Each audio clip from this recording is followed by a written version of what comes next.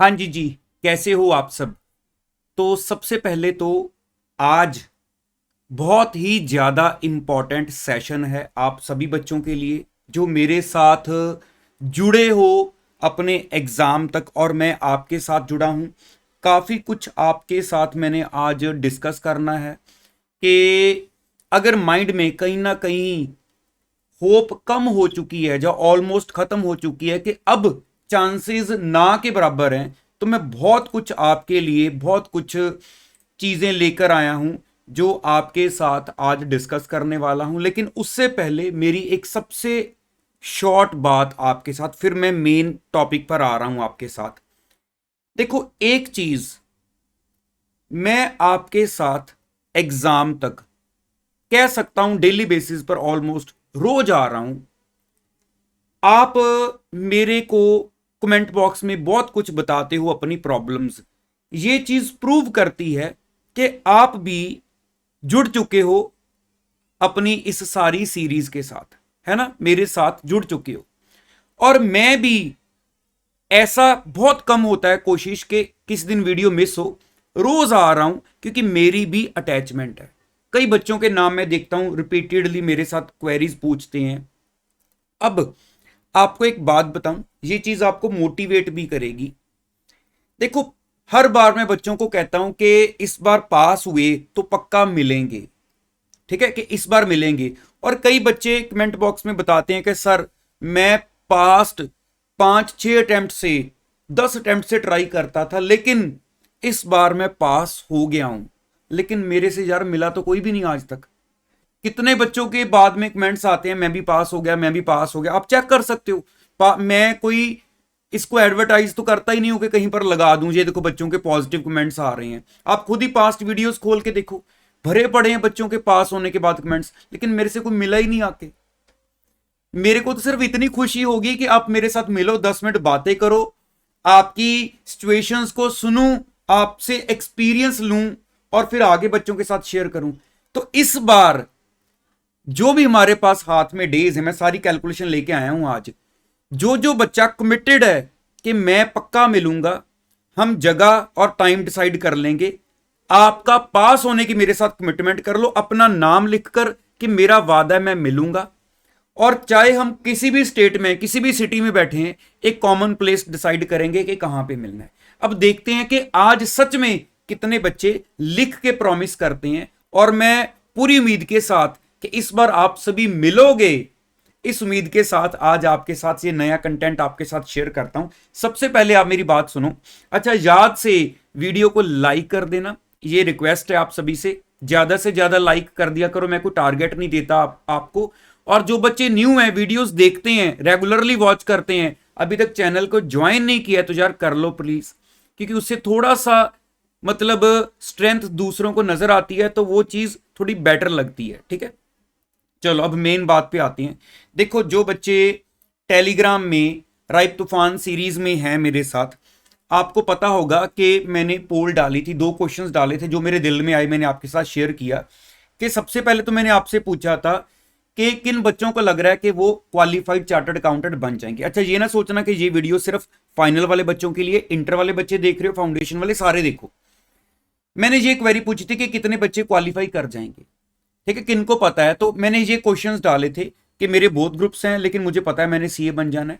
मेरा single group है, रह गया जो, और मुझे पता है मैंने सीए बन जाना है। तो ये वोटिंग की परसेंटेज मेरे पास आई थी।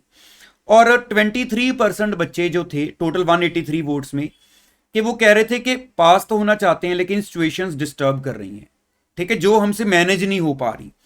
या हम अपना 100% दे रहे हैं मई 22 के एग्जाम में, लेकिन सिचुएशंस इतनी खराब हैं कि मैं नवंबर 22 में गारंटी दे सकता हूं कि मैं पास हो जाऊंगा।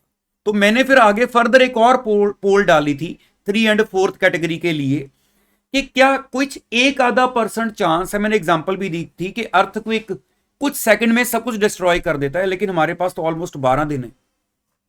तो वहां पे 90% बच्चों ने यहां पे बोला था कि होप एग्जिस्ट करती है, कोई आइडिया होना चाहिए।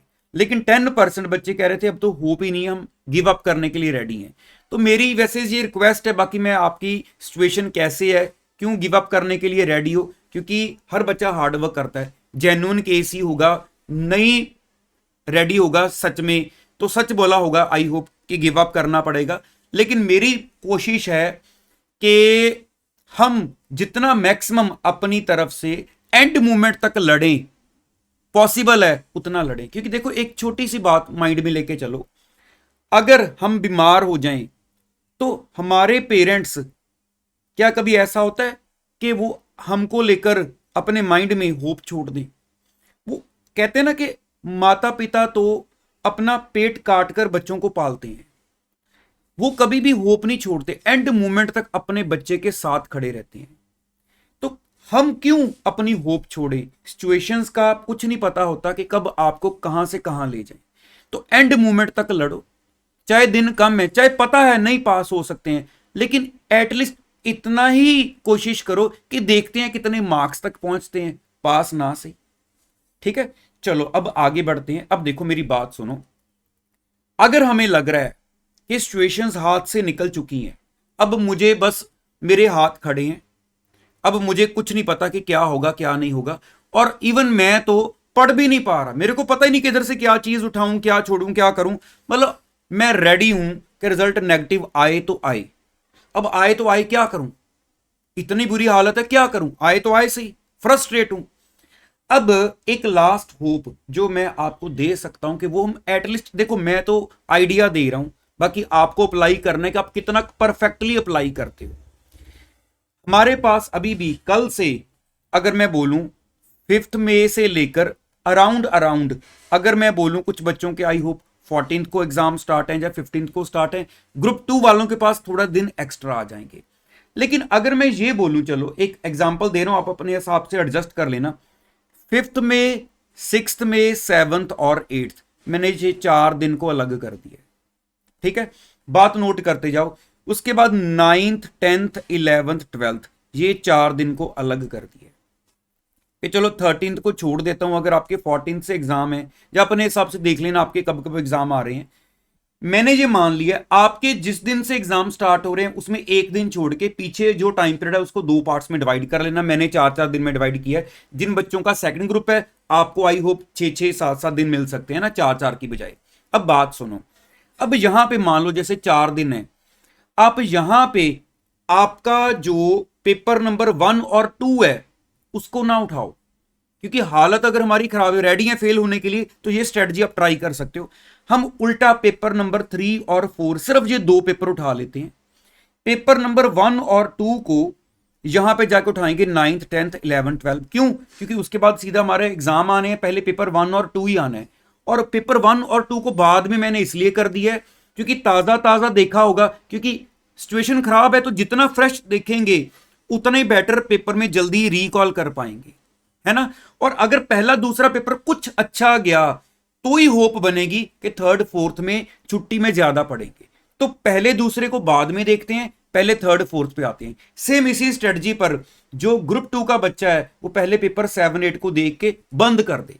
सिचुएशन तो खराब है ही है, अब ये ना सोचना वो 4 दिन में फिर भूल जाएंगे, कोई बात नहीं। वैसे भी तो अगर काम खराब है तो हम यहां पे एक माइंड रेडी करें कि पेपर 3, 4 ग्रुप 1 वाला बच्चा ये 4 दिन में देखेगा, पेपर 7, 8 ग्रुप 2 वाला बच्चा ये 4 दिन में देखेगा। उसके बाद नेक्स्ट 4 दिन में यहां पे हमारे पास पेपर 1 और 2 आ गया, और ग्रुप 2 वाले बच्चे के लिए पेपर 5 एंड 6 आ गया। ग्रुप 2 वाला बच्चा प्लीज अपने हिसाब से ये टाइम कैलकुलेट कर लेना। आई होप आपको यहां पे ये 4 दिन की बजाय 6 दिन, 7 दिन मिल जाएंगे, वो डेज बढ़ा लेना अपने। एक चीज होगी, ठीक है। अब उसके बाद इन दिनों में अगर मैंने पेपर 3 और 4 को उठाया, या ग्रुप 2 के बच्चे ने पेपर 7 एंड 8 को उठाया, अब मैं तो फ्रस्ट्रेटेड हूं, मेरे पास तो अनलिमिटेड काम है, किधर से उठाऊं, क्या करूं, मेरे को तो कुछ पता ही नहीं चल रहा। अब उसके लिए आप क्या स्ट्रेटजी फॉलो कर सकते हो, मेरी बात को ध्यान से अंडरस्टैंड करो। यहां पे कई बार मैं ये चीजें शॉर्ट में बताता हूं, आज शॉर्ट से थोड़ी सी लॉन्ग में बताऊंगा। बहुत लॉन्ग बताऊंगा तो वीडियो बहुत लंबी हो जाएगी। हमने कम से कम एटलीस्ट लेटेस्ट वाले 2 आरटीपीज को कवर करना है, लेटेस्ट वाले 2 आरटीपीज को, और लेटेस्ट वाले 2 मॉक टेस्ट पेपर्स को एटलीस्ट कवर करना है। ठीक है, हम इस टारगेट के साथ स्टार्ट हो जाएंगे कि क्या हमने अपने हर सब्जेक्ट के, तो यहां पे अगर मैंने पेपर 3, 4 या 7, 8 को उठाया है तो पहले फोकस करो कि क्या लेटेस्ट वाले 2 आरटीपी जो जो भी दिया हुआ है, 2 मॉक टेस्ट मेरे पास, ठीक है, इनको मैं जरूर कवर करूं। अब उसके बाद जो हमारे पास्ट एग्जाम्स हैं, इनको हम मेन बेस बना के चलेंगे। कैसे बना के चलेंगे, आज मैं आपको ये करके दिखाने लगा हूं। अब मेरी बात को सुनना। सबसे पहले लेटेस्ट पेपर उठाना है, जैसे दिसंबर 21 का, फिर बैकवर्ड्स जाते जाएंगे, जुलाई 21 में आगे, सो ऑन मई 18 तक मैक्सिमम 8 पेपर, क्योंकि न्यू सिलेबस के हिसाब से मई 18 से 8 पेपर हमारे कवर हो जाते हैं। और जब हमने पास्ट एग्जाम्स को उठाना है तो आपके पास 3 ऑप्शंस होती हैं। या तो अगर आपके पास, क्योंकि जब हम पढ़ते थे हमारे पास स्कैनर अवेलेबल होता था, उसमें चैप्टर वाइज क्वेश्चंस को सॉर्ट करके दिया होता था। हम जो प्रोवाइड, जैसे हमारी वेबसाइट पर मोस्टली बच्चों ने काफी दिन तो बाय किए हुए हैं एनालाइजर, जिसमें मैंने सारी सॉर्टिंग करवा के अवेलेबल है वेबसाइट पर, या आपके पास सेल्फ सॉर्टिंग है। मैं आपको करके दिखाने लगा हूं, देखो कैसे। मैंने यहां पे लिखा भी हुआ है, ये जो काम करना, कोशिश करना चैप्टर वाइज करना और इंपॉर्टेंस वाइज करना। अब मैं करके दिखाने लगा हूं, मेरी चीज को ध्यान से नोट करो। सबसे पहले मान लो एक बच्चे ने, जैसे ये मैंने आपके सामने एक एनालाइजर खोला है लॉ के लिए इंटर का। जैसे मैं देख रहा हूं कि पहले यहां से मैंने कुछ इंपॉर्टेंस देखी कि मुझे कौन से चैप्टर में से लग रहा है कि पास्ट अटेम्प्ट्स में से सबसे ज्यादा पेपर आ रहा है। फॉर एग्जांपल मेरे माइंड ने यहां पे सोचा कि चलो मैं सबसे पहले, देखो, एक तो इंपॉर्टेंस वाइज थोड़ा सा देख लेंगे, दूसरा मुझे कौन सा चैप्टर थोड़ा सा ईजी लग रहा है।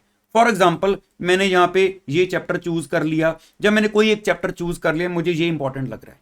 अब उस चैप्टर में, अब यहां पे मान लो मैं पहले दिसंबर 21 के पेपर में आ गया, मैं देख रहा हूं कि दिसंबर 21 में इसमें से जो, देखो एनालाइजर में तो क्वेश्चन नंबर मेंशन्ड है, आपके हाथ में साथ सजेस्टेड आंसर होगा, तो आप यही क्वेश्चन नंबर वहां सजेस्टेड आंसर में खोलो और उस क्वेश्चन के साथ आंसर लगा होगा। अब आप सोचोगे मेरे को तो एबीसी भी नहीं पता, मैं ऐसे कैसे पढ़ लूं। मैं आपको बताने लगा हूं। देखो फॉर एग्जाम्पल आपने वो क्वेश्चन खोला और वो क्वेश्चन ये था, मान लो पेपर वाला। फॉर एग्जाम्पल आपने पहले दिसंबर 21 में जो भी चैप्टर चूज किया, मान लो ये क्वेश्चन है वो वाला, ये मैंने एक स्टडी मटेरियल में, आईसीआई के स्टडी मटेरियल में सी इंटर का एक क्वेश्चन खोला है, मान लो ये क्वेश्चन था पेपर में। अब आपने, देखो, आप अपने माइंड को बिल्कुल ऐसे रखो कि अब मैंने जितना टाइम है उसमें यही कर सकता हूं, सेटिस्फेक्शन के साथ चीजों को देखूंगा, भूल जाने की टेंशन नहीं करूंगा, एक बार अच्छे से गो थ्रू करूं। अब यहां पे मैंने इस क्वेश्चन को देखने की, समझने की कोशिश की, जो भी क्वेश्चन दिया हुआ है। उसके बाद जितना मुझे क्वेश्चन अंडरस्टैंड हुआ, फिर मैंने थोड़ा सा आंसर को देखा, तो मुझे आइडिया लग रहा है कि ये सेक्शन 80 की बात हो रही है और सेक्शन 77 की बात हो रही है। अब इन 2 सेक्शंस को आप अपने पास मॉड्यूल में अंदर जाके कि सेक्शन 80 हमें स्टडी मटेरियल में क्या कह रहा है, सेक्शन 77 क्या कह रहा है, इन 2 सेक्शंस को अंदर अच्छे से पढ़ लो। जहां आपको जरूरत लगती है कि इस सेक्शन में कोई वर्ड ऐसा यूज हो रहा है, मान लो ये टॉपिक चल रहा है हमारे पास रजिस्ट्रेशन ऑफ चार्जेस, आपको यही नहीं पता कि चार्जेस होता क्या है, तो थोड़ा सा बेसिक आइडिया ले लो। जो भी सेक्शन है, अगर आप आईसीआई का स्टडी मटेरियल यूज कर रहे हो, तो वो स्टार्टिंग में आपको सेक्शंस दिए हुए हैं कि ये सेक्शन है इस चीज का है, ये सेक्शन इस चीज का है। जैसे वो क्वेश्चन देख रहे थे, उसमें एक हमारे पास आ रहा था सेक्शन 77, ठीक है, एक सेक्शन 80 आ रहा था, तो एटलीस्ट पहले हमने ये 2 सेक्शंस देख लिए। तो उस क्वेश्चन में चाहे इन सेक्शंस को थोड़ा यूज किया गया था, लेकिन हमने इन सेक्शंस को पूरा देख लिया, ताकि आगे भी, जब मैं अभी तो दिसंबर 21 का पेपर देख रहा हूं, जब मैं जुलाई 21 के पेपर में जाऊंगा, अगर इन 2 सेक्शंस में वो कोई क्वेश्चन आया हुआ किसी और एरिया से, तो एटलीस्ट मुझे वो भी आता हो। तो ये मैं वो टेक्निक बता रहा हूं जो हम अपने टाइम पर फॉलो करते थे। चलो ठीक है, हम कुछ चैप्टर्स के लिए फॉलो करते थे, लेकिन कुछ चैप्टर्स हमने पूरे पूरे भी किए होते थे। लेकिन मेरी तो ये बात है कि अगर हालात खराब हैं, सिचुएशंस खराब है, तो एटलीस्ट इस मेथड के साथ आप चैप्टर वाइज एक एक क्वेश्चन करके उठाते हो। मैं ऐसे ही करता होता था, एक एक क्वेश्चन करके उठाते थे। अब उस क्वेश्चन के आंसर को देखना, अब वो आंसर के साथ अपने बुक के अंदर उन सेक्शंस में चले जाना, जब उस एरिया में चले जाना जहां से वो टॉपिक पूछा गया। जब उस एरिया में चले गए, अगर वो एरिया नहीं अंडरस्टैंड हो रहा, तो उस एरिया के ऊपर नीचे देखना कि क्या बात हो रही है, तो साथ में वो भी थोड़ी सी बात पढ़ लेनी। लेकिन एटलीस्ट इस चीज के साथ इतना श्योर हो जाता था कि जो पढ़ा है वो पेपर में जाके काफी हद तक रिकॉल हो जाएगा, क्योंकि शॉर्ट टाइम में सीधा डायरेक्टली टेक्स्ट को पढ़ते जाओगे तो रिकॉलिंग की प्रॉब्लम आती है। इस चीज के साथ फिर भी माइंड सिलेक्टेड चीजों को क्वेश्चन आंसर की फॉर्म में देखता है, तो रिकॉल होने की जो संभावना है वो ज्यादा रहती है। क्योंकि दिन हमने कैसे लगाने हैं कि 4 दिन 2 पेपर को, 4 दिन 2 पेपर को। तो इसमें मान लो मैंने अपना टारगेट सेट किया हुआ है कि 2 पेपर उठाए, तो एक दिन में मैंने दोनों पेपर के एटलीस्ट सपोज कर लो, मतलब दोनों सब्जेक्ट्स के 2-2 क्वेश्चन पेपर कर लिए, फिर अगले दिन दोनों सब्जेक्ट्स के 2-2 क्वेश्चन पेपर कर लिए। अब इट मींस कम से कम 6-7-8 पेपर मैं अपनी तरफ से जितना पॉसिबल हो सके चैप्टर वाइज कवर करने की कोशिश करूंगा। तो ये टारगेट, अगर देखो हमारे माइंड से सिलेबस कवर करने का टारगेट निकल जाएगा क्योंकि वो हमसे हो नहीं रहा, तो एटलीस्ट ये टारगेट अचीवेबल तो है, कुछ चीजें तो करेंगे। अगर सिचुएशन, अगर देखो फिर बोलूंगा, अगर आपको लग रहा है कि ऐसे करने से नहीं हो पाएगा, तो मैं आपको बोल रहा हूं फिर सारा जो सिलेबस है उसको सीरियल ऑर्डर में कर लो। अब वो नहीं हो पा रहा तो इसलिए कह रहा हूं कुछ तो करें, अगर होप छोड़ दी है एटलीस्ट कुछ तो करें। तो इस टेक्निक के साथ मान लो हमने फॉर एग्जांपल यहां पे पहले पेपर 3 और 4 को देख लिया, अब उसके बाद में पेपर 1 और 2 में आया। अब ये टेक्निक आपके प्रैक्टिकल्स में भी बहुत हेल्प करती है। आप सोचोगे शायद थ्योरी में हेल्प करेगी, प्रैक्टिकल्स में भी करेगी। मैंने 1 दिसंबर 21 के एक चैप्टर का प्रैक्टिकल देखा, अब उसी चैप्टर का मैंने देखा कि जुलाई 21 में कोई क्वेश्चन है, मुझे नहीं मिला, मैं उससे पीछे गया, मुझे फिर एक क्वेश्चन मिला, मैंने देखा उस क्वेश्चन में कैसे पॉइंट्स आए हुए हैं। माइंड बहुत सारे आपको नेगेटिव थॉट्स भी देगा कि इसमें आईडीटी में तो चेंजेस आ जाती हैं, डीटी में अमेंडमेंट्स आ जाती हैं, लॉ में चेंजेस आ जाती हैं। कोई बात नहीं, जहां पे आपको लग रहा है चेंज आई हुई है, हमने वो सेक्शन देखा, हम तो साथ में अपने लेटेस्ट बुक को खोल के बैठे हैं, हम कौन सा वहीं से सारा आंसर पढ़ रहे हैं। जब करना है, जब माइंड को मैसेज दोगे कि एटलीस्ट इतना तो करो, वो जैसे मर्जी एडजस्ट करके करेगा। करना, मैं वही बात है, आखिरी उम्मीद तक डटे रहेंगे, छोड़ेंगे नहीं। वरना मैं भी सोचूं ठीक है अगर नहीं हो पा रहा तो मैं भी बार बार आपको क्या गाइड करूं, लेकिन देखो मैं भी कितना कितना टाइम निकाल कर पहले आपके लिए स्ट्रेटजीज बनाता हूं, फिर सोचता हूं, फिर इस उम्मीद के साथ कि हम मिलेंगे, जो उम्मीद आज तक पूरी नहीं होती है। तो मेरी पूरी कोशिश है, आप अभी भी नीचे लिखोगे कि मेरे से ऐसे भी नहीं हो रहा, मैं फिर कुछ लेके आऊंगा, फिर लिखोगे मैं फिर कुछ लेके आऊंगा, मैं भी छोड़ूंगा नहीं, करवाकर ही छोड़ूंगा, ये भी आप देख लेना। आप होप छोड़ दोगे लेकिन मैं होप छोड़ने वाला नहीं हूं। तो आई होप आपको सारा मेरा कंसेप्ट समझ आया होगा। कोई क्वेरी होगी तो मुझे कमेंट बॉक्स में बताना। बाकी अपनी तरफ से मेरे साथ, मैं भी अपनी तरफ से आपके साथ एंड तक लगा रहूंगा।